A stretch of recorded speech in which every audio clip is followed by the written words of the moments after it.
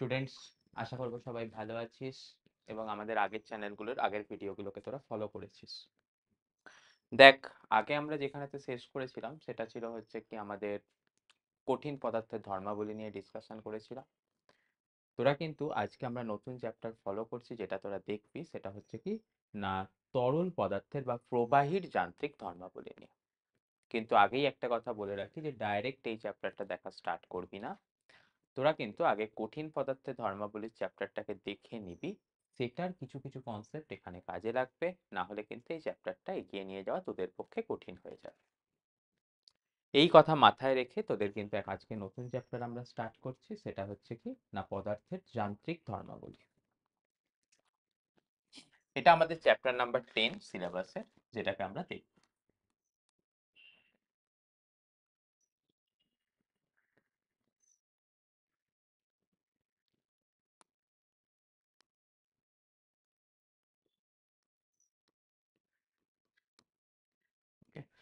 যেটার ইংরেজিতে নাম হচ্ছে কি ফ্লুইড মেকানিক্স।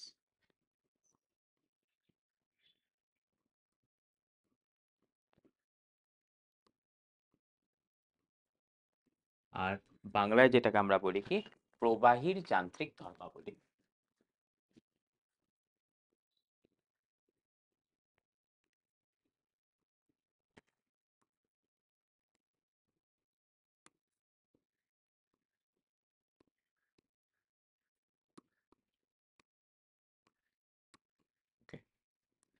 এবারেতে তোদেরকে কি জিনিস দেখতে হবে, দেখ আগের চ্যাপ্টারে একটুখানি পুরানো কথা তোদেরকে মনে করতে হবে, যেখানেতে তোদেরকে আমরা পড়িয়েছিলাম কি না ইয়াং মডুলাস, বাল্ক মডুলাস এবং মডুলাস অফ রিজিডিটি নিয়ে ডিসকাশন করেছিলাম। তো সেখানেতে আমরা বলেছিলাম কি দেখ ইয়াং মডুলাস সেটা শুধুমাত্র কঠিন পদার্থের ক্ষেত্রে হয়, কিন্তু এখন আমরা যেহেতু তরল পদার্থ দেখছি, এখানেতে যে ধর্মটা বর্তমান থাকবে সেটা থাকবে কি তার বাল্ক মডুলাস। ওকে, তাহলে আমরা এখন যেটাকে দেখে নেব, এটার ক্ষেত্রে ইম্পর্টেন্ট যে জিনিসটা আমাদের কাজে লাগবে ফ্রম প্রিভিয়াস চ্যাপ্টার, সেটা হচ্ছে কি আমাদের বাল্ক মডুলাস। তাহলে আমাদের এখান থেকে যদি লিখে রাখি যেটা আমাদের প্রিভিয়াস চ্যাপ্টার থেকে কাজে লাগছে, ফ্রম প্রিভিয়াস চ্যাপ্টার, সেটা হচ্ছে কি আমাদের বাল্ক মডুলাস।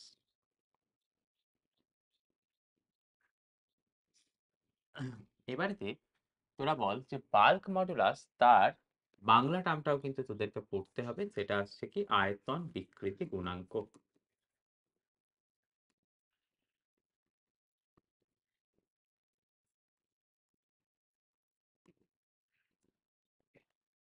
সেই বাল্ক মডুলাসকে আমরা কোন অক্ষর দিয়ে প্রকাশ করেছিলাম, না ক্যাপিটাল পি, যার ভ্যালু কত ছিল দেখ minus of P divided by delta V by V. Okay, এখানেতে তোরা নিশ্চয়ই বুঝতে পারছিস এই যে পি, পি বলতে আমরা কার কথা উল্লেখ করেছিলাম, পি বলতে আমরা উল্লেখ করেছিলাম হচ্ছে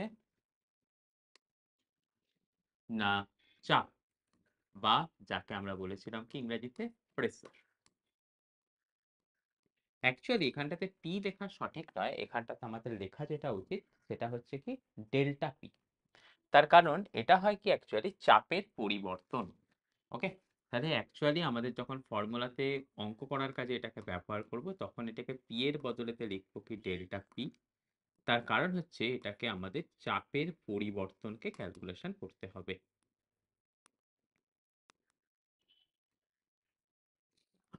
আচ্ছা, এরপর দেখ আগের চ্যাপ্টারে আরো একটা কথা ছিল কি দেখ ডেল্টা ভি বাই ভি। ওকে, এটাকে আমরা কি বলেছিলাম, এটাকে আমরা বলেছিলাম হচ্ছে আয়তন বিকৃতি।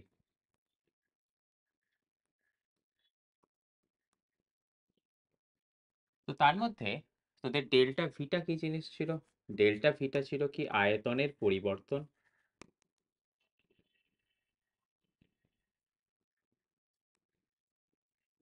আর ভিটা কি ছিল, না ভিটা ছিল না প্রারম্ভিক আয়তন।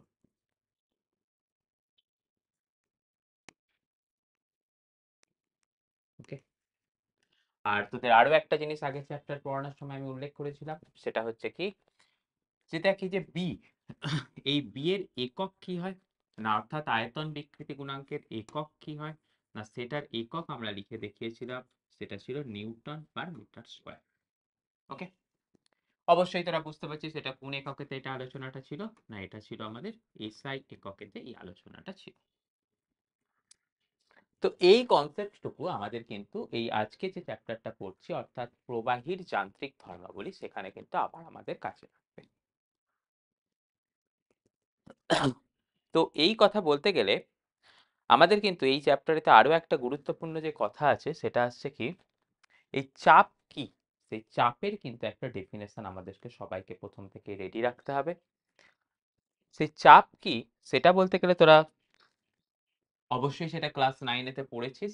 আমাদের এই স্টেজে এসে সেটাকে চাপ নিয়ে ডিটেলস আলোচনা আমরা করব না, খালি এটুকুনি তোদের মনে করিয়ে দেব, চাপ মানে হচ্ছে পি, যেটাকে আমরা লিখি কি ফোর্স বাই এরিয়া। ওকে, তো এখানেতে একটা গুরুত্বপূর্ণ কথা যেটা তোদেরকে চাপ ক্যালকুলেশন করার সময় তোরা হয়তো আগে শিখিস নি, সেটা হচ্ছে কি এখানে এরিয়াটাকে খুব ছোট হতে হবে, অর্থাৎ এরিয়াটা টেন্ডস টু 0 হতে হবে।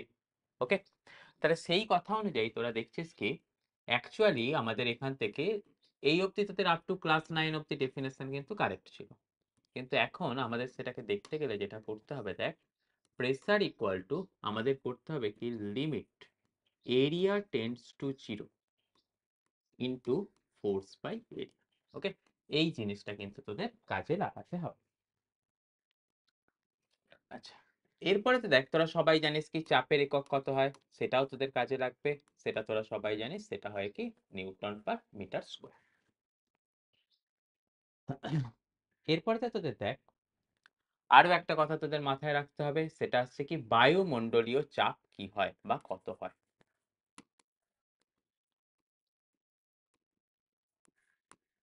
বায়ুমণ্ডলীয় চাপ তার ভ্যালু কিন্তু হয় সবাই জানবি 1.013 into 10⁵ newton per metre square.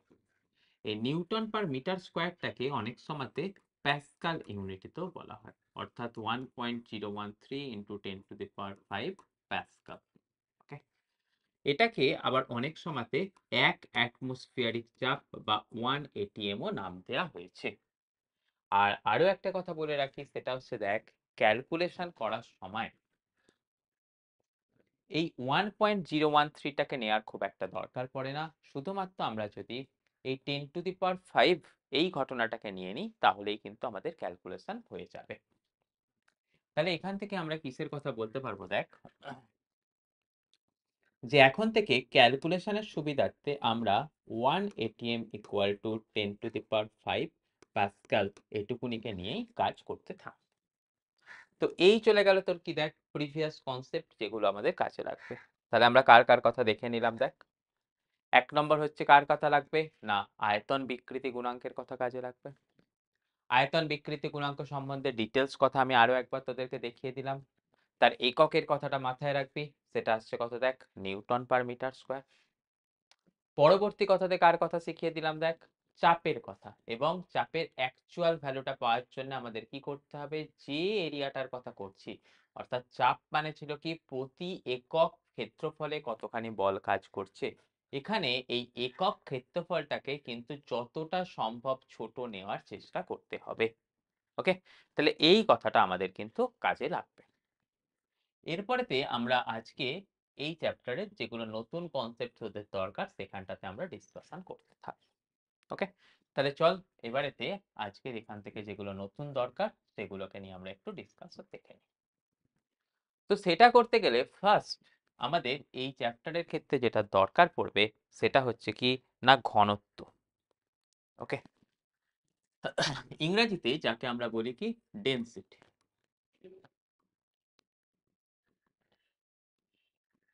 বাংলায় নিশ্চয়ই বুঝতে পারছিস তাকে বলা হয় ঘনত্ব, বাংলা কথাটা আমি আর লিখলাম না, সহজ কথা প্রত্যেকেই জানিস, সেটা নিয়ে আমার আর খুব একটা কিছু বলার নেই।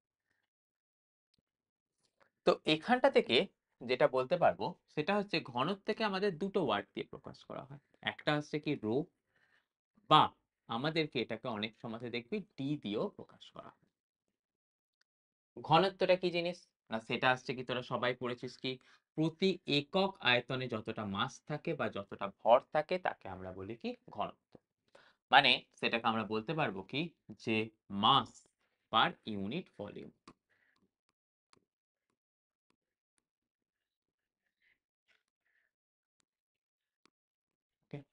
যেটাকে আমরা লিখি কিরকম ভাবে, এম বাই ভি। ওকে, তাহলে আমাদের এখান থেকে বলতে পারবো কিরকম ভাবে ঘনত্ব কি জিনিস, না সেটা আসছে কি প্রতি একক আয়তনে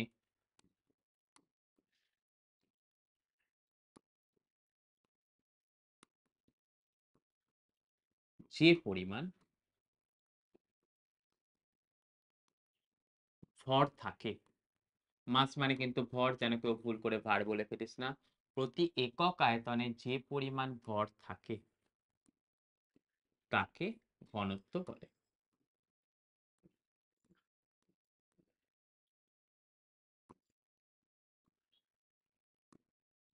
হলো, এরপরেতে আমাদের আরো একটা কথা মাথায় রাখতে হবে যে এই ঘনত্বের একক কত হয়। সবাই বুঝতে পারছিস, মাস, মাসের একক কত হয়, কেজি। আর তোর ভলিউম, ভলিউমের একক কত হয়, মিটার কিউব। ওকে, তাহলে আমাদের যে ঘনত্বের একক সেটা আমরা পেয়ে যাই কত, দেখ, কেজি পার মিটার কিউব। আচ্ছা, কেজি পার মিটার কিউব ছাড়াও আরো একটা খুব গুরুত্বপূর্ণ একক যেটা আমাদের কাজে লাগে, সেটা হচ্ছে কি গ্রাম পার সেন্টিমিটার কিউব। সেন্টিমিটার কিউবকেই আবার কিন্তু অনেক সময়তে লেখা হয় কি কিউবিক সেন্টিমিটার, বা লেখা হয় কি সিসি। ওকে, তোদের মাথায় রাখতে হবে এই দুটো একক কোন পদ্ধতির একক, না নিশ্চয়ই বুঝতে পারছিস, সিজিএস পদ্ধতির একক। আর এই যে এককটা, এটা কোন পদ্ধতির একক, নিশ্চয়ই বুঝতে পারছিস, সেটা হচ্ছে এসআই পদ্ধতির একক। এবারেতে তোদের আরো একটা জিনিস মাথায় রাখতে হবে, সেটা হচ্ছে কি ঘনত্বের মাত্রা কি হয়, কেননা তোদের কিছুটা এমসিকিউ পাঠও থাকবে, তার জন্য এটা দরকার পড়ে যাবে। সেটা হচ্ছে কি ঘনত্বের মাত্রা। তোদের দেখ ওপরেতে আছে কি মাস, নিচে আছে কে ভলিউম। ভলিউম মানে কত লিখি আমরা, এল টু দি পাওয়ার 3। তাহলে এটার মাত্রা লিখতে গেলে কত লিখবো, দেখ, M L to the power -3 into T to the power 0। Okay, তাহলে আমরা দেখে নিলাম কি ঘনত্বের মাত্রা পারবে কতখানি, না এই জিনিস। এবারেতে আমাদের আরো একটা কথা মাথায় রাখতে হবে যে কিছু কিছু গুরুত্বপূর্ণ পদার্থের ঘনত্বের ভ্যালুটাকে আমাকে মুখস্থ করে যেতে হবে। আমরা সবসময় এক্সপেক্ট করতে পারি না যে পুরো জিনিসটাই আমাদের পরীক্ষায় দিয়ে দেবে বলে। তো সেই কথা মাথায় রেখে কিছু কিছু ইম্পর্টেন্ট জিনিসের ঘনত্ব আমি লিখিয়ে দেব, যেটা কিন্তু তোরা পরীক্ষার জন্য মুখস্থ করে যাবি। তো সেই কথা অনুযায়ী কয়েকটা কথা আমি জাস্ট লিখিয়ে দেব। 1 নম্বর কথা আসছে কি, দেখ, দেখ জলের ঘনত্ব। ওকে, তাহলে গুরুত্বপূর্ণ কিছু ঘনত্বের ভ্যালু যেটা আমাদের কিন্তু নিডস টু রিমেম্বার। তাহলে আমাদের density which needs to memorise.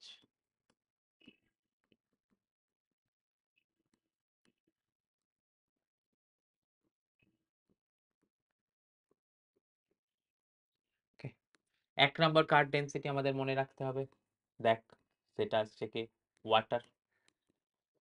জলের ঘনত্ব তোরা সবাই শিখেছিস, সেটা হয় কতখানি, যে 1 গ্রাম/সিসি, বা সেটাকেই আমরা লিখি কতখানি, না 10⁻³ kg/m³। আচ্ছা, গুরুত্বপূর্ণ কথা, জলের এই যে ঘনত্বটা সেটা কোন এককেতে মানে কত ডিগ্রি সেন্টিগ্রেডে হয়, সেটা আমাদের মাথায় রাখতে হবে, 4 ডিগ্রি সেন্টিগ্রেড উষ্ণতায় হয়। আমরা সবাই জানি যে 4 ডিগ্রি সেন্টিগ্রেড উষ্ণতাতে জলের ঘনত্ব সর্বাধিক হয়। আচ্ছা, এরপরেতে তোদের যেটা মাথায় রাখতে হবে সেটা হচ্ছে কি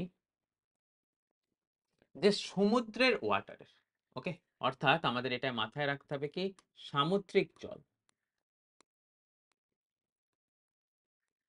তোরা সবাই জানিস সমুদ্রের জলের মধ্যে নুনের ভাগ বেশি থাকে, তো সেই জন্য নিশ্চয়ই তার ঘনত্ব একটুখানি বেশি হয়ে যায়। তার ভ্যালুটা একটু মাথায় রাখতে হবে, সেটা আসছে কত, 1.03 ইন্টু 10⁻³ kg/m³।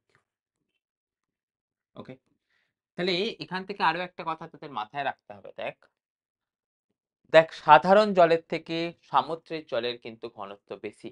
এই কারণের জন্য মানুষ সমুদ্রের জলে সহজে ভেসে থাকতে পারে।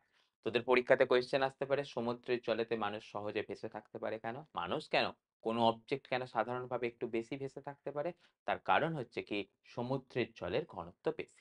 তাহলে আমরা এখান থেকে এই লাইনটাকেও মাথায় রাখবো, যদি কখনো কোয়েশ্চেন পড়ে এটাকে কোন জায়গার জন্য দেখে রাখছি, কেন মানুষ সমুদ্রের জলে বেশি পরিমাণেতে ভেসে থাকতে পারে বা সহজে ভেসে থাকতে পারে। তার উত্তর আসবে কি না, সমুদ্রের জলের ঘনত্ব বেশি। তাহলে এই দুটো জায়গা থেকে আমাদের পরীক্ষার জন্য আরো একটা কথাকে রেডি করে ফেলতে পারছি, সেটা আসছে কি, কেন কোনো বস্তু সমুদ্রের জলে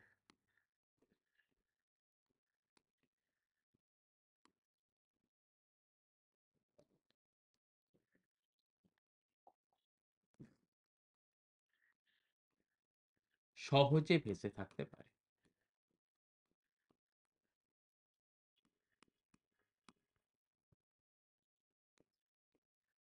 ওকে, তাহলে এই কথাটার যদি কখনো পরীক্ষায় 1 নম্বরের কোয়েশ্চেন হিসাবে পড়ে, তোরা কিন্তু অবশ্যই যে সমুদ্রের জলের ডেনসিটি বেশি সেটাকে কিন্তু তোরা উল্লেখ করবি।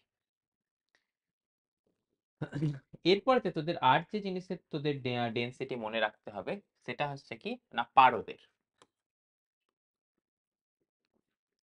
ওকে, তোরা সবাই জানিস পারদের ডেনসিটি কত হয়, 13.6 into 10⁻³ KG per metre cube. আর যদি গ্রাম পার সিসিতে বলা হতো সেটা লিখতে হতো কত, 13.6 গ্রাম পার সিসি। এরপরেতে তোর আর যার ডেনসিটি তোদের মনে রাখতে হবে পরীক্ষার জন্য বা তোদের ফার্দার নিউমেরিক্যালস এর জন্য, সেটা হচ্ছে বায়ু। বায়ু বলতে কি অ্যাটমসফিয়ার। তার ডেনসিটি কত হয় না, 1.29 into 10⁻³ KG per metre cube. আচ্ছা, আমি আমি একটা জিনিস ভুল লিখলাম, এখানেতে বায়ুর সমাজে 10⁻³ টা থাকে না। ওকে, তাহলে আমাদের বায়ুর যে ঘনত্ব সেটা দেখে নিলাম কি, 1.29 কেজি পার মিটার কিউব। তাহলে এই কথাটাকে কিন্তু আমাদের সবাইকে রেডি করতে হচ্ছে।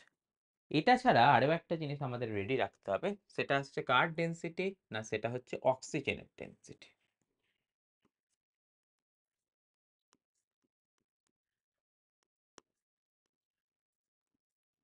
ওকে, তার ভ্যালু কিন্তু স্বাভাবিক অবস্থায় বায়ুর থেকে একটু বেশি হয়, সেটা থাকে কত, 1.43 কেজি পার মিটার কিউব।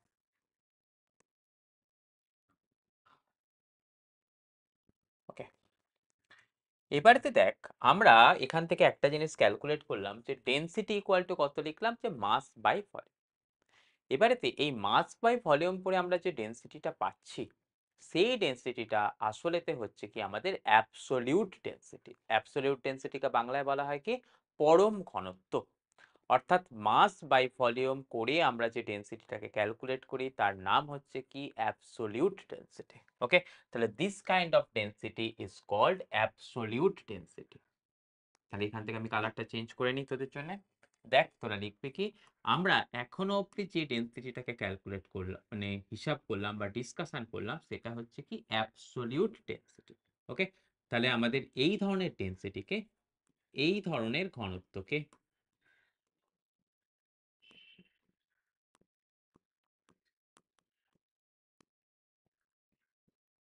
আমরা অ্যাবসোলিউট ডেনসিটি বলবো।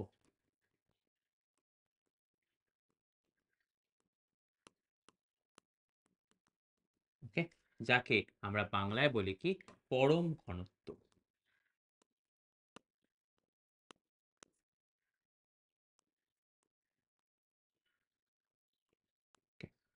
কিন্তু আরো একটা কথা, যে এই ধরনের ঘনত্ব ছাড়া আমাদের আরো একটা ঘনত্ব আছে, যেটাকে আমরা বলি কি আপেক্ষিক ঘনত্ব, বা বাংলা ইংরেজিতে যাকে আমরা বলি কি রিলেটিভ ডেনসিটি। ওকে, তাহলে আমাদের দেখে নিলাম কি ঘনত্বের মধ্যে যে স্বাভাবিক অবস্থায় ক্যালকুলেট করি অর্থাৎ মাস বাই ভলিউম, সেটাকে আমরা বললাম কি যে অ্যাবসোলিউট ডেনসিটি। এটা ছাড়া আরো এক ধরনের ঘনত্বকে আমরা ক্যালকুলেট করি, যাকে আমরা বলবো কি যে রিলেটিভ ডেনসিটি। ওকে, তাহলে আমাদের আরো একটা কথা মাথায় রাখতে হবে কি, আরো এক ধরনের ঘনত্ব আমাদের সিলেবাসে আছে, অপর এক ধরনের ঘনত্ব, অপর এক ঘনত্ব যেটা আলোচনা করতে হবে।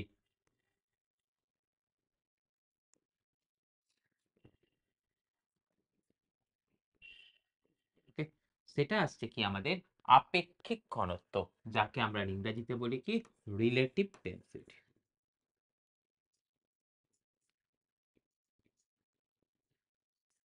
ওকে, তাহলে তার বাংলা ইংরেজির বাংলাটা হয়ে গেল কি না আপেক্ষিক ঘনত্ব।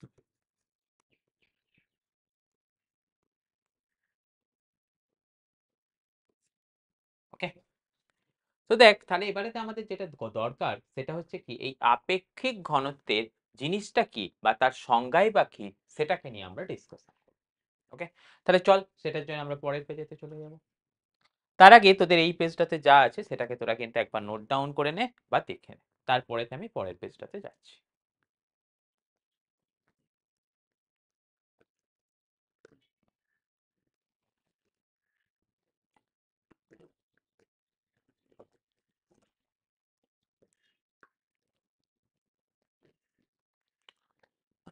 চল, তাহলে এবারেতে আমরা যাকে নিয়ে ডিসকাশন করব সেটা হচ্ছে কি আপেক্ষিক ঘনত্ব বা relative density.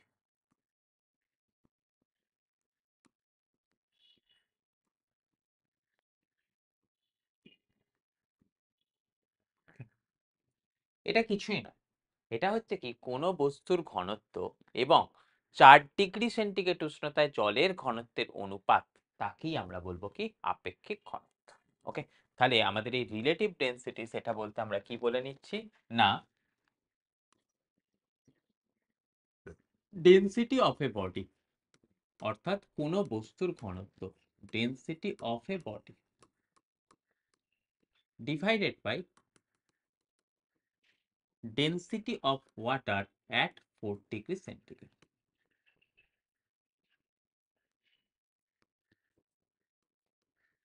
At 4 degree centigrade. Okay, তাহলে এই কথাটাকে যদি আমরা মনে রাখতে পারি তাহলেই কিন্তু আমরা রিলেটিভ ডেন্সিটিটাকে শিখে নিতে পারবো। তাহলে এখান থেকে আমরা কিসের কথা বলছি দেখ, না কোনো বস্তুর ঘনত্ব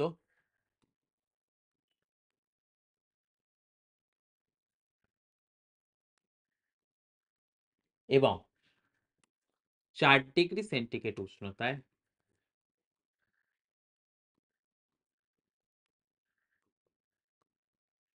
জলের ঘনত্বের অনুপাতকে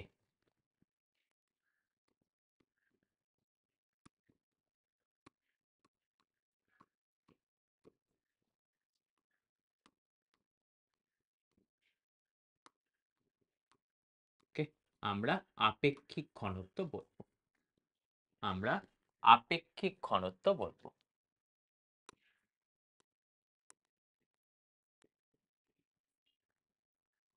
আপেক্ষিক ঘনত্ব ইংরেজি নামটাও মাথায় রাখবি, তাকে আমরা বলছি কি রিলেটিভ ডেন্সিটি।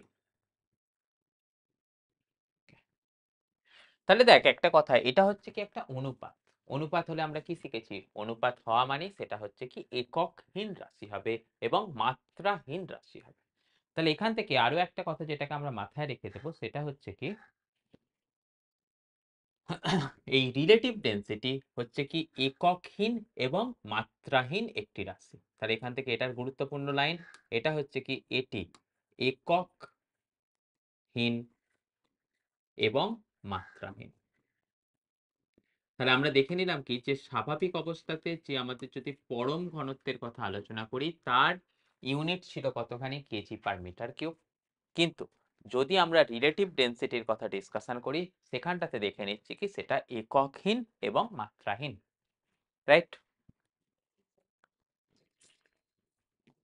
তাহলেতে আমাদের এবারেতে আরো একটা জিনিস যেটাকে ডিসকাশন করতে হবে সেটা হচ্ছে কি যে ডেন্সিটি অফ মিক্সচার।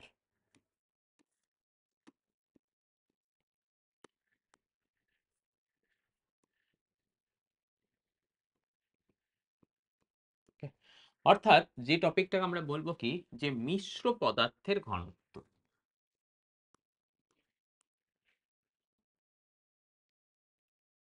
দেখ যার কথা বলছি সেটা হচ্ছে কি মিশ্র পদার্থের ঘনত্ব।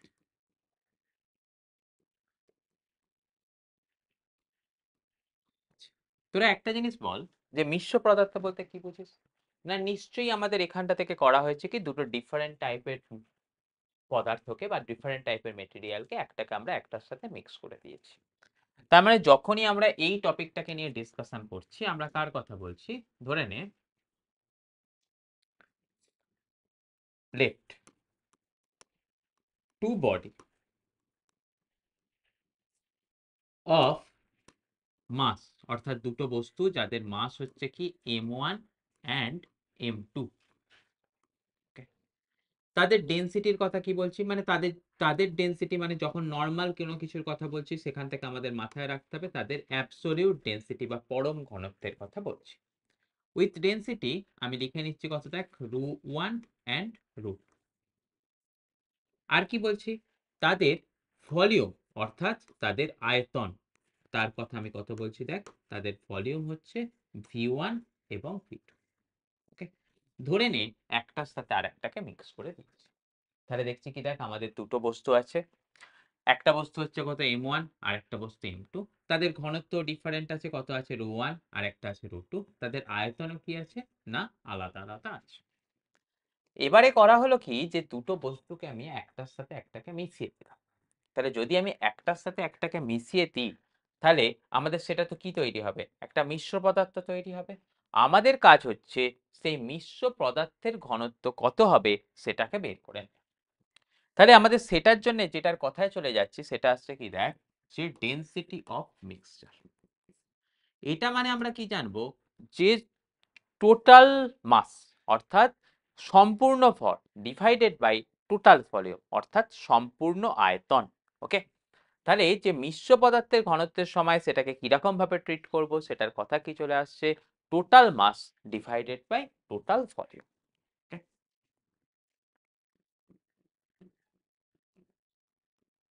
টোটাল মাস অর্থাৎ সমগ্র ভর ডিভাইডেড বাই টোটাল ভলিউম, অর্থাৎ সমগ্র আয়তন। তাহলে দেখ, টোটাল মাস বলতে কি বোঝাবি না, দুটোর যে ভর ছিল অর্থাৎ m1 প্লাস m2, আর দুটোর যে ভলিউম ছিল সেটা কত ছিল, দেখ, v1 প্লাস v2।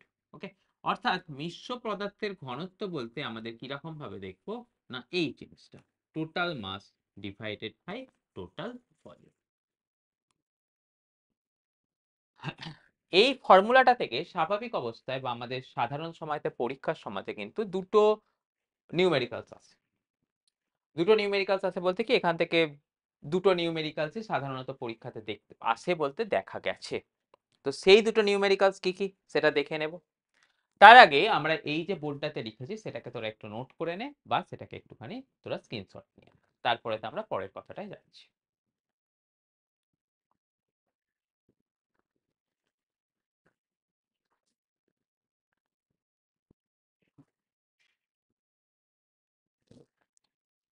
যে অঙ্কগুলো আছে সেটাতে দেখ, আমাদের প্রথম যেটা উদাহরণ হিসাবে নিয়ে নেব সেটা আসছে কি, দেখ, সম আয়তনের দুটি পদার্থকে। প্রথমে তাহলে কিসের কথা বলছি, দেখ, সম আয়তনের দুটি পদার্থকে, সম আয়তনের দুটি বস্তুকে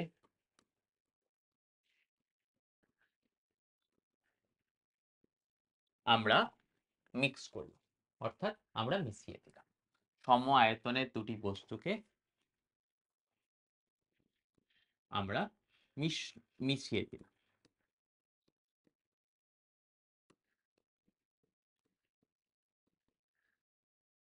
ওকে, আচ্ছা, দুটি পদার্থ বলতে বা দুটি বস্তু বলতে আমরা কিন্তু দুটো ডিফারেন্ট বস্তুর কথা বলছি। তাদের ঘনত্ব কত হবে, অর্থাৎ দুটো ডিফারেন্ট ডেনসিটির কিন্তু সেম ভলিউমের বডিকে আমরা একটার সাথে আরেকটাকে মিক্স করে দিয়েছি।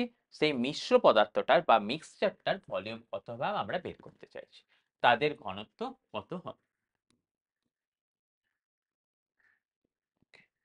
তাহলে আমাদের এখানটা থেকে যে টপিকটা চলে গেল বা যে কোয়েশ্চেনটা পরীক্ষায় আসে সেটাকে দেখতে গেলে কিরকম দেখছি, দেখ, 1 নম্বর কথা আসছে কি, দুটোর ভলিউম সমান, অর্থাৎ v1 ইকুয়াল টু v2। আমি ধরে নিচ্ছি সেটা হচ্ছে কতখানি v। আর কি কথা আসছে, কিন্তু তাদের যে ঘনত্ব আছে সেটা ডিফারেন্ট, বাট ডেনসিটি ইজ একটার হচ্ছে কত রো 1 আর একটার হচ্ছে কত রো 2। তাহলে তাদের সেই ডেনসিটি অফ মিক্সচার কত আসবে? তাহলে তোরা দেখতে পাচ্ছিস ডেনসিটি অফ মিক্সচার মানে কত? না উপরেতে ছিল কতখানি টোটাল মাস ডিভাইডেড বাই নিচে কতখানি ছিল টোটাল ভলিউম। তাহলে দেখ যেহেতু তাদের ভলিউমটা সেম, আমি তাহলে এখান থেকে v1 প্লাস v2 এর জায়গায় কত লিখতে পারবো? দুটোই v লিখতে পারবো, অর্থাৎ সেটাকে লিখবো কত 2v। আর দেখ m1, m1 মানে কি বলতে পারবো? দেখ প্রথম বস্তুটার মাস, প্রথম বস্তুটার মাস মানে কতখানি পেয়ে যাব? যে সেটা হচ্ছে প্রথম বস্তুর ঘনত্ব ইনটু প্রথম বস্তুর আয়তন। সিমিলারলি m2, m2 মানে আমাদের বলতে পারবো কি যে দ্বিতীয় বস্তুর ঘনত্ব ইনটু দ্বিতীয় বস্তুর আয়তন। তাহলে এখান থেকে কত লিখে ফেলবো? দেখ rho 1v plus rho 2v। সমস্ত জায়গা থেকে যদি আমরা v কে কমন নিয়ে নিই তাহলে আমাদের যে জিনিসটা পেয়ে যাব সেটা চলে আসবে কত? দেখ রো 1 প্লাস রো 2 বাই 2। ওকে, তাহলে দেখছি কি যদি দুটো সম আয়তনের বস্তুকে একটার সাথে আরেকটাকে মিশিয়ে দিই তখন যে ঘনত্ব তৈরি হবে তার মান কত চলে আসবে? না দেখ রো 1 প্লাস রো 2 বাই 2। ওকে, মানে বেসিক্যালি আমরা যেটাকে বলতে পারবো কি সেটা হচ্ছে কি রো 1 এবং রো 2 এর এরিথমেটিক মিন। ওকে, তাহলে এটা হচ্ছে কি রো 1 এবং রো 2 এর এরিথমেটিক মিন। তাহলে আমাদের দেখছি কি এটা হচ্ছে কি দিস ইজ দা এরিথমেটিক মিন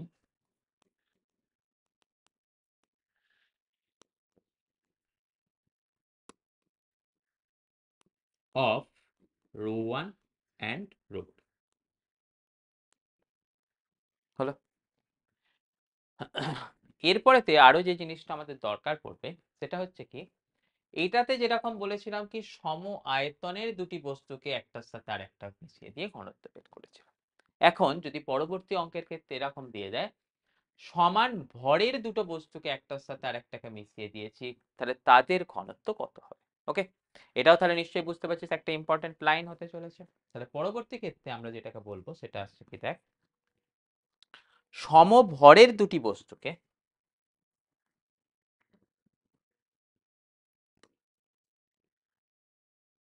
কিসের কথা বলছি? দেখ সমভরের দুটি বস্তুকে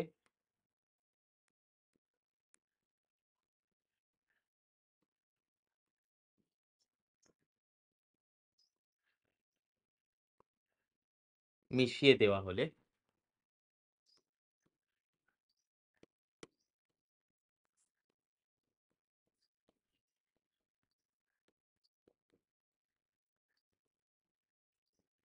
হলে মিশ্রণের ঘনত্ব কত হবে?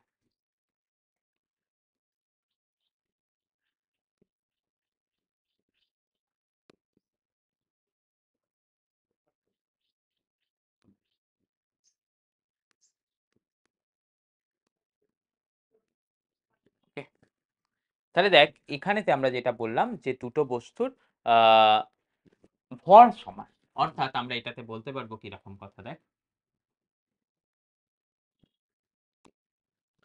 m1 ইকুয়াল টু m2 সমান, তাই আমি ধরে নিচ্ছি সেটা হচ্ছে কতখানি m। কিন্তু তাদের যে ঘনত্ব আছে সেই ঘনত্বগুলো হচ্ছে কি একটার হচ্ছে রো 1 অ্যান্ড রো 2, অর্থাৎ ঘনত্ব ডিফারেন্ট। ঘনত্ব না ডিফারেন্ট হলে সেটা দুটো আলাদা বস্তুই হবে না। দুটো বস্তু যে আলাদা সেটা কে সিগনিফাই করে? তাদের ঘনত্বটা যে আলাদা সেটাই কিন্তু তাদেরকে সিগনিফাই করে সেই দুটো বস্তু আলাদা। তো এবারেতে তাহলে আমরা এখান থেকে দেখতে পারবো কি যে ডেনসিটি অফ মিক্সচার কতখানি হচ্ছে সেটা দেখ। না প্রথমেতে আসছে কি টোটাল মাস ডিভাইডেড বাই আমরা কত পাচ্ছি টোটাল ভলিউম। তাহলে দেখ টোটাল মাস বলতে গেলে আমাদের দুটোরই মাস সমান, তাহলে উপরটাতে পেয়ে যাব কত 2m। নিচে দেখ ভলিউম v1 মানে কি প্রথমটার ভলিউম, সেটা মানে কত পাবো প্রথমটার মাস ডিভাইডেড বাই প্রথমটার ডেনসিটি। v2 মানে কি দ্বিতীয়টার ভলিউম, সেটা মানে কত পাবো দ্বিতীয়টার মাস ডিভাইডেড বাই দ্বিতীয়টার ঘনত্ব। তাহলে সেই কথাটাকে যদি আমরা এখানটাতে লিখে দিই কত পাবো দেখতো m by rho 1 plus m by rho 2। তাহলে সেখান থেকে যে জিনিসটা পেয়ে যাব দেখ সমস্ত জায়গা থেকে এমটা ক্যান্সেল আউট হয়ে যাবে, গেলে আমরা কত পাচ্ছি দেখতো 2 divided by 1 by rho 1 plus 1 by rho 2। তাহলে সেটাকে সিম্পলিফাই করলে আমরা দেখতে পাবো কত পাচ্ছি, 2 ρ1 ρ2 ডিভাইডেড বাই ρ1 প্লাস ρ2। ওকে, তাহলে আমরা বুঝে নিচ্ছি যে এই অবস্থায়, অর্থাৎ যে সমভরের দুটো বস্তুকে মিশিয়ে দিলে যে মিশ্রণটা পাবো, সেই মিশ্রণের ঘনত্ব কত পাচ্ছি না, এই ফর্মুলাটা 2 ρ1 ρ2 ডিভাইডেড বাই ρ1 প্লাস ρ2। এটাকে যে নাম দেয়া হয়েছে বা যে নামে এটাকে আমরা ডাকবো, সেটা হচ্ছে this is the harmonic mean of ρ1 and ρ2। Okay, তাহলে এটাকে মাথায় রাখছি কি, দিস ইজ দ্য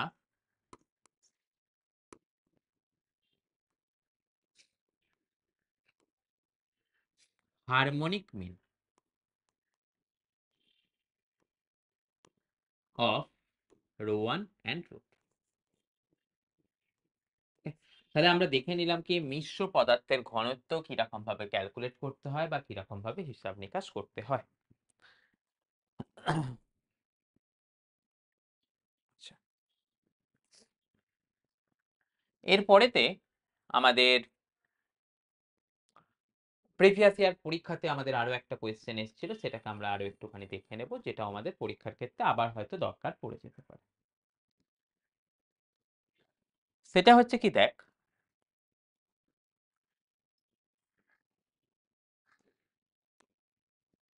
3 নম্বর গাণিতিক উদাহরণ। সেখানটাতে আমরা বলছি কি, দেখ 10 সেন্টিমিটার স্কোয়ার ক্ষেত্রফল বিশিষ্ট দুটো উরু অস্থি। ওকে, মানে আমাদের এখান থেকে বলা হচ্ছে কি না, 10 সেন্টিমিটার স্কোয়ার ক্ষেত্র বিশিষ্ট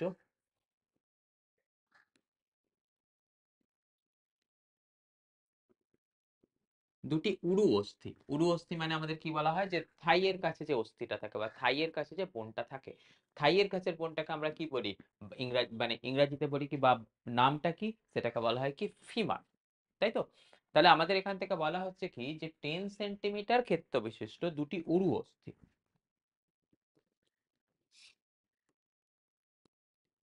আচ্ছা, উরু অস্থিকে আমি আর লিখলাম না, আমি সেটাকে লিখে দিচ্ছি কি থাই বোন, যাকে আমরা বলি কি ফিমার। এক কথায় সেটার নাম থাকে কি ফিমার। তো আসছে কি, যে 40 কেজি ভরের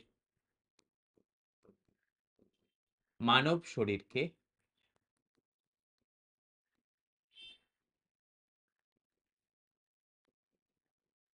ধরে রেখেছে বা সাপোর্ট করছে।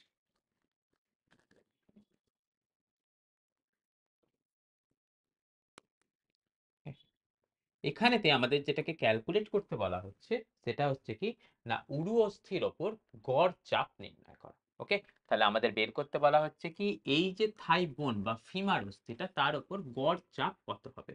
অর্থাৎ আমাদের এখান থেকে বলা হচ্ছে কি, গড় চাপ বা অ্যাভারেজ প্রেসার, গড় চাপের ইংরেজি করলে কি হয়, অ্যাভারেজ প্রেসার, গড় চাপ নির্ণয় করো। হলো, তাহলে দেখ এখানটা থেকে আমাদের কার কথা বলে দেয়া আছে, ফার্স্ট আমাদের যেটা দিয়ে দেয়া আছে সেটা আসছে কি না, উরু অস্থির কথাটা দিয়ে দেয়া আছে। তাহলে এখান থেকে দেখছি কি এরিয়া, এরিয়া কত বলা আছে দেখ, 10 সেন্টিমিটার স্কোয়ার।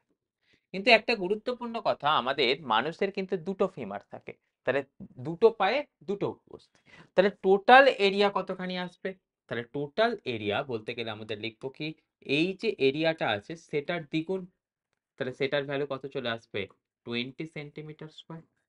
এবার দেখ সেন্টিমিটার স্কোয়ার, সেটা তো আমাদের এসআই একক নয়, সেটাকে এসআই তে কনভার্ট করতে গেলে কি করব, 20 × 10⁻⁴ মিটার স্কোয়ার। আমরা সবাই জানি সেন্টিমিটার স্কোয়ার থেকে মিটার স্কোয়ারেতে কনভার্ট করতে গেলে 10⁻⁴ দিয়ে মাল্টিপ্লাই করতে হয়। এবারেতে দেখ এখানেতে কতখানি ফোর্স ক্যালকুলেট হচ্ছে। ফোর্সটা হচ্ছে কার জন্য, মানুষের ওজনের জন্য। ফোর্স মানে তাহলে কত পাবো, এমজি। মাসের ভ্যালু কত আছে, 40। জি এর ভ্যালু সিম্পলিসিটির জন্য 10 নিয়ে নিলাম, তাহলে সেখান থেকে তার ভ্যালু পেয়ে গেলাম কত, 400 নিউটন। তাহলে এই অবস্থাতে যদি আমাদেরকে কখনো প্রেসারের ভ্যালু ক্যালকুলেট করতে বলে, অর্থাৎ অ্যাভারেজ প্রেসারের ভ্যালু ক্যালকুলেট করতে বলে, সেটা আমরা বলবো কি ফোর্স ডিভাইডেড বাই এরিয়া। তাহলে দেখ এখান থেকে ফোর্সের ভ্যালু কত পাচ্ছি, 400। এরিয়ার ভ্যালু কত পেলাম, 20 × 10⁻⁴। তাহলে দেখ এখান থেকে যদি আমরা কাটাকাটি করি কত পাবো, দেখ তো 20 20 400। 10⁻⁻4 টা ওপরে উঠে যাবে, ওপরে উঠে গেলে কত পাচ্ছ? 20 into 10⁻4 newton per metre square, যাকে সহজে তো অনেক সময় আমরা কি লিখে রাখবো, 2 into 10⁵ newton per metre square. Okay, তাহলে আমাদের যে উরু অস্থিগুলো আছে, আমাদের যদি ওজন 40 কেজি হতো, তাহলে উরু অস্থিগুলোর উপরেতে অ্যাভারেজ প্রেসার কতখানি পড়তো, না সেটা আসছে 2 into 10⁵ newton per metre square. ওকে,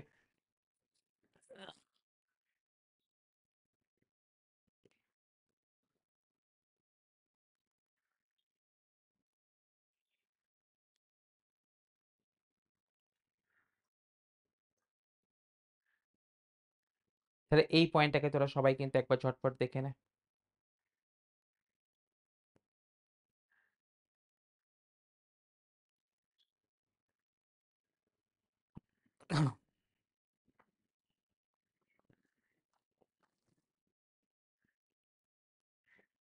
কমপ্লিট হলো। এরপরেতে আমরা যেটা দেখবো, আমাদের সিলেবাসের ক্ষেত্রে আরো একটা গুরুত্বপূর্ণ যে জিনিস আছে সেটা হচ্ছে কি পাস্কালের সূত্র বা পাস্কালস ল। ওকে, তাহলে আমরা সেই পাস্কালস ল বা পাস্কালের সূত্রটাকে কিন্তু একবার দেখে নেব। তাহলে আমরা এখনো অবধি যে ডেনসিটির টপিকটা করলাম, সেই ডেনসিটির টপিক থেকে থিওরিটিক্যাল কি কি পয়েন্ট করতে হচ্ছে আমি তোদেরকে দেখিয়ে দিলাম। সেটার সহ আমাদের আর কি কি নিউমেরিক্যালস করতে হবে আমি সেটাও কিন্তু তোদেরকে দেখিয়ে দিলাম। এবারেতে আমরা তাহলে পরবর্তী টপিকটাতে চলে যাচ্ছি, যেটা আসছে কি আমাদের পাস্কালের সূত্র। তাহলে পাস্কালের সূত্র বলতে গেলে আমরা কি করছি দেখ,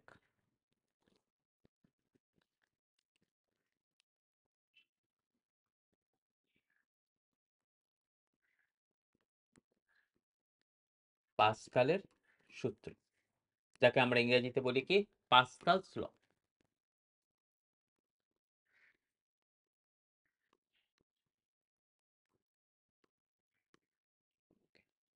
আচ্ছা, এখানে যে তোদেরকে লটা কি বলছে দেখ, একই গভীরতায় অবস্থিত, একই গভীরতায় মানে কোন লিকুইড আছে তার সারফেস থেকে গভীরতাটা যদি সমান হয়, সেই একই গভীরতায় অবস্থিত সকল বিন্দুর উপরেতে তরলের চাপ সমান থাকে। ওকে, সেই জিনিসটাই হচ্ছে কি আমাদের পাস্কালের সূত্র। তাহলে আমাদের এখান থেকে যেটা কথা মাথায় রেখে দেবো সেটা হচ্ছে কি, একই গভীরতায় অবস্থিত সকল বিন্দুতে তরলের চাপ সমান হয়। তাহলে আমাদের এখান থেকে লিখে দিচ্ছে কি, একই গভীরতায়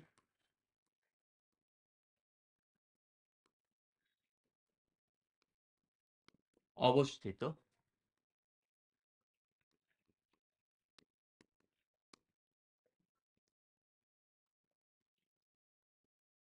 বিভিন্ন বিন্দুতে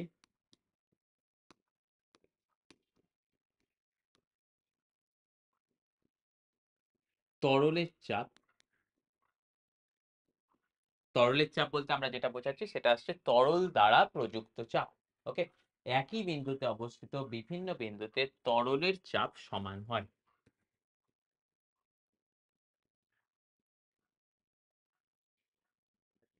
Okay?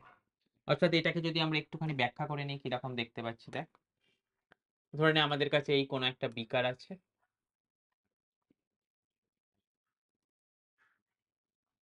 হলো, এই বিকারটার মধ্যে আমরা ধরে নে তরল পদার্থ ভরে রেখেছি, কোনো একটা তরল পদার্থ ভরে রেখেছি, এই তরল পদার্থ ভরে রেখেছি।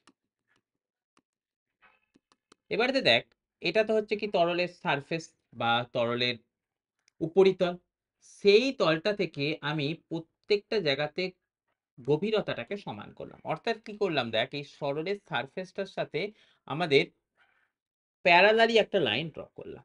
তাহলে দেখতে পাচ্ছি কি দেখ, এখানেতে যে পয়েন্টটা আছে সেটার সারফেস থেকে আমাদের ডেপথ বা গভীরতা যা হবে, এখানেতে যদি কোনো পয়েন্ট নিই সেটারও সারফেস থেকে গভীরতা কিন্তু সেম হবে। এই পয়েন্টটার নাম আমি যদি ধরে নিই এ, আর এই পয়েন্টটার নাম যদি ধরে নিই আমি বি, তাহলে এই সূত্র অনুযায়ী বা পাস্কালের নিয়ম অনুযায়ী আমরা কি বলতে পারবো, চাপ at A equal to pressure at B হবে। তার কারণ কি, গভীরতা সমান।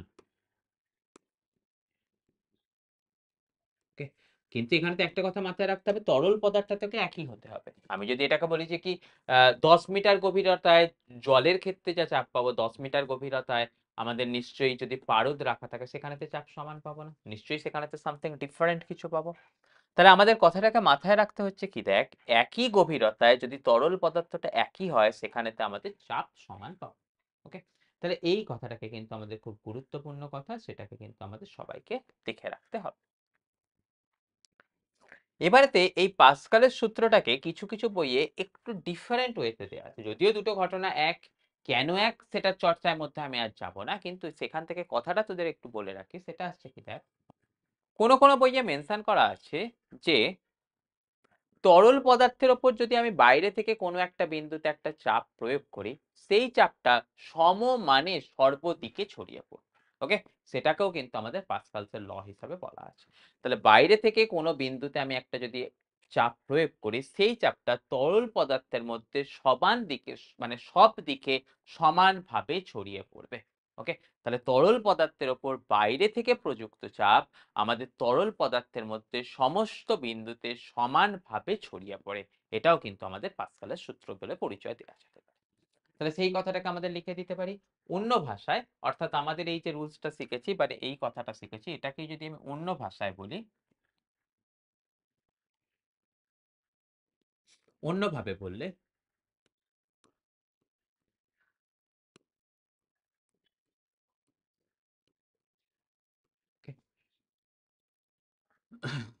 কোনো আবদ্ধ তরল পদার্থের মধ্যে, আবদ্ধ তরল পদার্থ বলতে কার কথা বোঝাচ্ছি, যে তরল পদার্থটা সেটা একটা রিজিয়ানের মধ্যে বা একটা কোনো কন্টেনারের মধ্যে কনফাইন্ড হয়ে থাকতে হবে, অর্থাৎ তার মধ্যে সীমাবদ্ধ থাকতে হবে। তাহলে আমি বোঝাচ্ছি কি, কোনো আবদ্ধ তরলের মধ্যে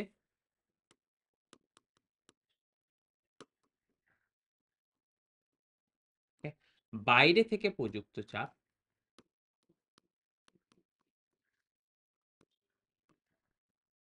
কোনো আবদ্ধ তরলের মধ্যে বাইরে থেকে প্রযুক্ত চাপ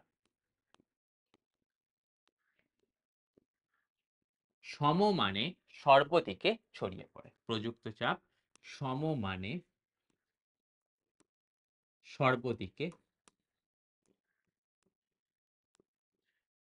ছড়িয়ে পড়ে।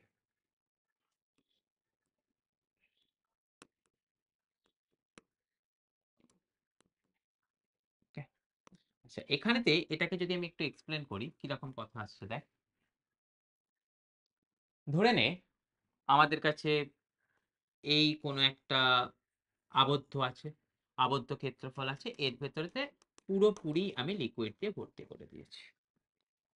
আমি করেছি কি, যে দেখ, এখানটা থেকে একটা ছোট্ট হোল ক্রিয়েট করেছি, যে হোলটার মধ্য দিয়ে আমি করেছি কি, বাইরের দিক থেকে একটা ছোট্ট করে প্রেসার পি প্রোভাইড করলাম। তো এই যে প্রেসার পিটা প্রোভাইড করলাম, তার জন্য নিশ্চয়ই বুঝতে পারবো এখানটাতেও আমাদের একটাখানে যদি হোল ক্রিয়েট থাকে, বা হোল ক্রিয়েট না করলেও এখানটা থেকেও আমরা একটাখানি প্রেসার ফিল করব। ধরুন এখানটাতে দিয়েছিলাম কি P1 প্রেসার, তাহলে এখানটাতে আমি যে প্রেসার ফিল করছি সেটা হচ্ছে কি P2 প্রেসার। মনে কর আমি এখানটা থেকেও একটা তার প্রেসারটাকে মাপার ব্যবস্থা করলাম, সেই প্রেসারটা ধর পাচ্ছি কতখানি, P3 প্রেসার। কিন্তু আমাদের পাস্কালের সূত্র বলছে আমি এখানেতে যে পরিমাণ চাপ প্রয়োগ করেছিলাম, এখানেতে প্রাপ্ত চাপগুলো সেটা কিন্তু এই P1 এর সাথেই সমান হবে। অর্থাৎ এই পাস্কালের সূত্র অনুযায়ী আমরা এটাকে লিখে দিতে পারবো, সেটা আসবে কি, দেখ, P1 will be equal to P2 will be equal to P3। সেটা কার নিয়ম অনুযায়ী, না সেটা আসছে according to Pascal's law, according to Pascal's law. Okay, তাহলে এই কথাটাকেও কিন্তু আমাদেরকে সবাই মাথার মধ্যে নিয়ে যেতে হবে। তাহলে দেখলাম কি, বাইরে থেকে কোনো আবদ্ধ তরল পদার্থের মধ্যে যে চাপ প্রয়োগ করব সেটা কিন্তু সর্বদিকে সমান মানে ছড়িয়ে পড়বে। হলো, তাহলে এই কথাটাকে কিন্তু আমাদের প্রত্যেককে সুন্দরভাবে রেডি করে রাখতে হবে। এবারেতে কথা আসছে কি, দেখ, এই পাস্কালের সূত্রের একটা গুরুত্বপূর্ণ প্রয়োগ আমাদেরকে কিন্তু পরীক্ষায় করতে হয়, যেটা হচ্ছে কি হাইড্রোলিক লিফট। ওকে, তাহলে সেই হাইড্রোলিক লিফট জিনিসটা কি, সেই জিনিসটাকে আমরা একটুখানি দেখে নেব। তার আগে তোরা এইখানে এই পেজটাকে তোরা কমপ্লিট করে নে, তারপরে তো আমরা হাইড্রোলিক লিফটে আসছি।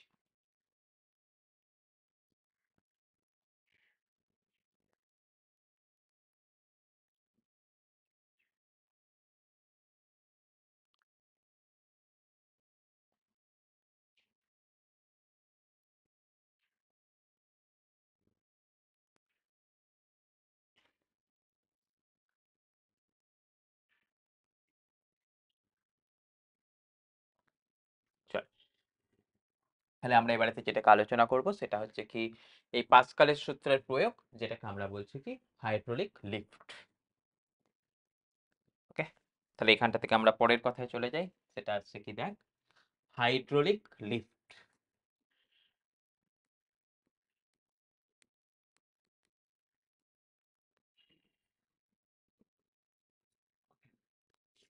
এখান থেকে সেটাকে কথাটা কিরকম আসছে দেখ, ধরে নে তোদের এরকম কোনো একটা বড় কন্টেনার আছে, যে বড় কন্টেনারটা তরল দ্বারা ভর্তি করা আছে।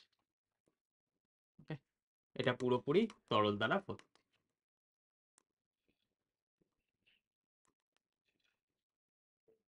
হলো। সেই তরলটার মাথাটা আমাদের কিন্তু একটা ঢাকনা দ্বারা আবদ্ধ আছে। সেই আবদ্ধটার মধ্যে আমরা করেছি কি না দুটো ছোট ছোট হোল ক্রিয়েট করেছি, মানে এখানটা থেকে একটা সেকশন ক্রিয়েট করেছি, এখানটা থেকে যে সেকশনটা ক্রিয়েট করেছি সেটা একটু বড় সেকশন ক্রিয়েট করেছি। তো এখানেতে কথা কিরকম দেখতে পাচ্ছি দেখ, এখানটাতে আমাদের একটা নল প্রবেশ করিয়েছি,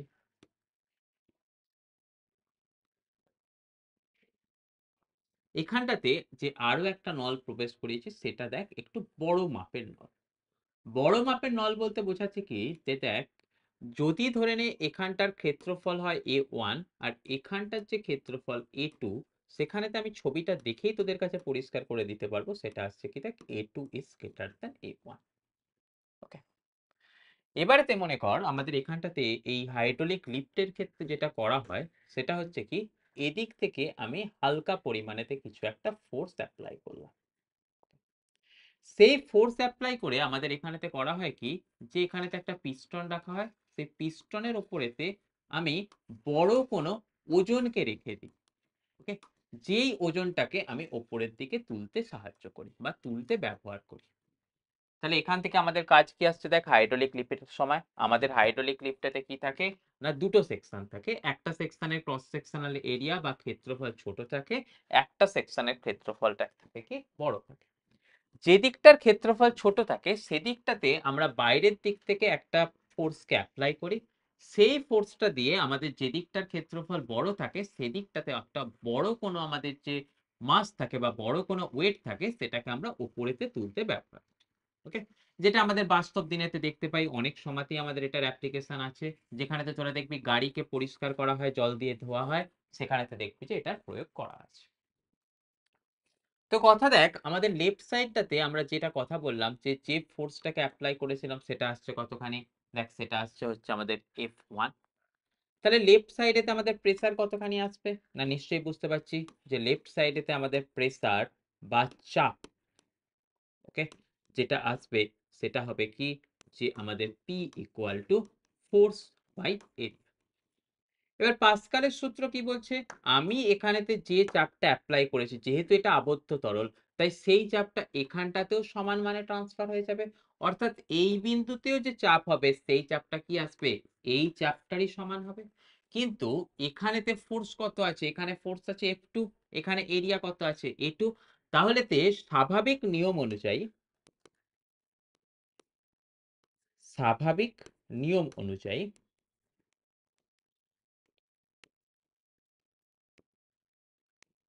আমাদের কিসের কথা হওয়া উচিত ছিল, যে এই 2 নম্বর পয়েন্টে অর্থাৎ এই জায়গাটাতে আমাদের ফোর্স কত হওয়া উচিত ছিল F2 বাই A2। কিন্তু পাস্কালের সূত্র অনুযায়ী আমরা কি শিখলাম, এই চাপটা এখানের চাপের সাথে সমান হবে, তার মানে আমরা এখান থেকে পেলাম কত F1 বাই A1। তাহলে আমাদের এখান থেকে যেটা কথা সেটা হচ্ছে কি দেখ, F1টা আমাদের কি ছিল প্রযুক্ত বল। ওকে, F2 অর্থাৎ যে ভরটাকে আমরা উপরেতে তুলছিলাম সেটা আমাদের কি ছিল দেখ প্রাপ্ত পদ। তাহলে নিয়ম অনুযায়ী আমরা কি শিখে নিলাম দেখ, F1 by A1 equal to পেলাম কত F2 বাই A2। তাহলে দেখ আমরা এখান থেকে লিখতে পারবো ক্রস মাল্টিপ্লাই করলে F2 ইকুয়াল টু কত পাচ্ছি দেখ না, সেটা পাচ্ছি A2 by A1 into F1। এবার দেখ ছবি থেকেই তোদের কাছে আমি এই ঘটনাটাকে পরিষ্কার করে দিয়েছিলাম, সেটা হচ্ছে কি, সেটা হচ্ছে যে আমাদের এই A1 এর ক্ষেত্রফলটা A2 এর ক্ষেত্রফলের থেকে কিন্তু কম, অর্থাৎ আমরা এখান থেকে যেটা বলতে পারছিলাম সেটা হচ্ছে কি দেখ, a2/a1 সেটা হচ্ছে কি গ্রেটার দ্যান 1। তাহলে আমরা এখান থেকে কি বলতে পারবো দেখ, আমরা এখান থেকে বলতে পারবো f2 is greater than f1। ওকে, তার মানে আমরা এখান থেকে দেখতে পাচ্ছি কি কম মানের বল অ্যাপ্লাই করে আমরা বেশি মানের আমরা বল পেয়ে গেলাম। ওকে, এই জিনিসটাই হচ্ছে কি আমাদের হাইড্রোলিক লিফটের প্রিন্সিপাল বা হাইড্রোলিক লিফট। ওকে, তাহলে আমাদের এখান থেকে কি দেখে নিলাম, কম মানের বল প্রয়োগ করে, কম মানের বল প্রয়োগ করে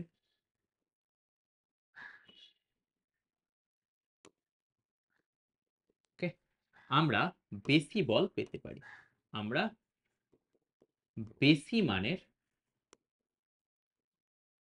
ভারকে উপরে তুলতে পারি।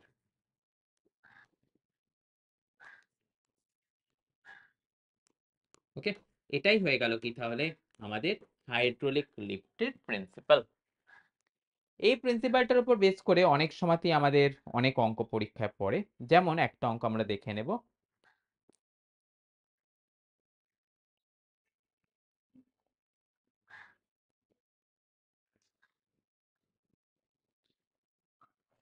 সেটা দেখ, আমরা ধরে নিচ্ছি কি একটা কার লিফট আছে।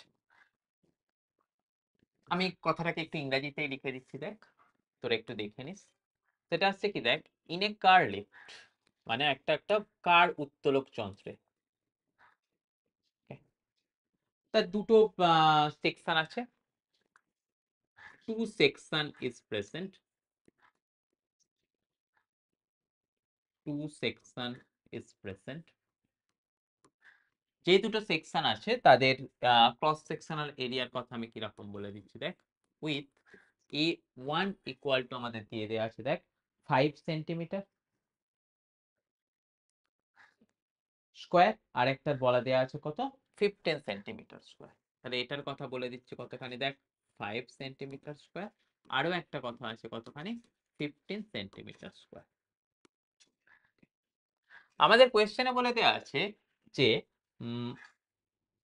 1500 কেজি মানের একটি ভরকে উত্তোলন করার জন্য, মানে আমাদের এখান থেকে বলছে কি দেখ, to lift a load of 1500 kg how much force needs to be applied, অর্থাৎ কতখানি বল প্রয়োগ করতে হবে, how much force needs to be applied.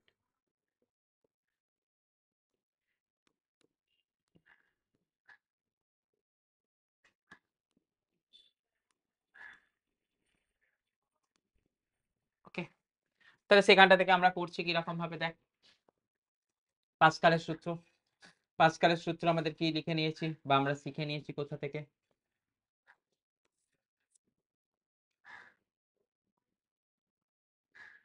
এখানটা থেকে তাহলে অঙ্কটাকে অ্যাপ্লাই করার জন্য কি করছি দেখ, ফ্রম পাস্কালস ল।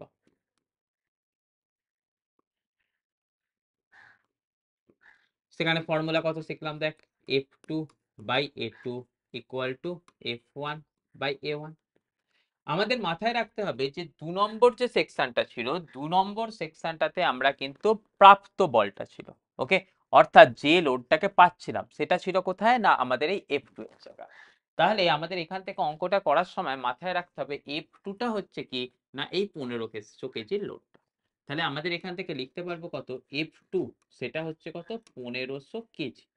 এবারে তো দেখ 1500 কেজি বলে তো ফোর্স হয় না, কেজি কার একক, কেজি হচ্ছে ভরের একক, তাহলে ফোর্সের একক কতখানি আসবে কেজি ওয়েট, তাই না? তাহলে আমাদের সেখানটাতে লিখতে হবে কত, এটার মান আসবে কত 1500 কেজি ওয়েট।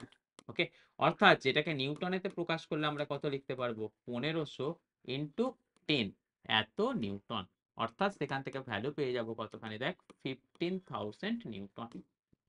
ওকে, তাহলে সেখান থেকে আমি যদি ফর্মুলায় বসিয়ে f1 এর মানটা বের করতে চাই কত পাচ্ছি দেখ, a1/a2 ইন্টু আমরা পাচ্ছি কত f2, a1 তার ভ্যালু কত আছে 5, a2 তার ভ্যালু কত আছে 15, f2 তার ভ্যালু কত পেলাম 15,000। তাহলে এখান থেকে কত পাচ্ছি দেখ 5 3 15, এখান থেকে পাচ্ছি কতখানি 5000। ওকে, তার মানে আমরা বলে নেব কি যে 5000 নিউটন মানের ফোর্সকে কিন্তু আমাদের অ্যাপ্লাই করতে হবে, তবেই কিনা আমরা এই মানের অর্থাৎ 1500 কেজি মানের কোন ফোর্সকে উপরের দিকে তুলতে পারবো। ওকে, তাহলে আমাদের এখান থেকে কি ক্যালকুলেট করতে হবে, মানে যেটা F1 তার ভ্যালুটা কত পেলাম, সেটা আসছে দেখ প্রযুক্ত বল। ওকে, তার ভ্যালু হয়ে গেল কতখানি আমাদের 5000 নিউটন। ওকে, যেটাকে আমরা যদি কেজি ওয়েটে লিখি সেটা কত লিখতে পারবো, 500 কেজি ওয়েট। ওকে, বা আমরা লিখতে পারবো কি 500 কেজি মানের ভর। 500 কেজি মানের ভার কথাটাকে কিন্তু ঠিক রাখবি, মানের ভর লিখলে কিন্তু ভুল হয়ে যাবে। 500 কেজি মানের ভার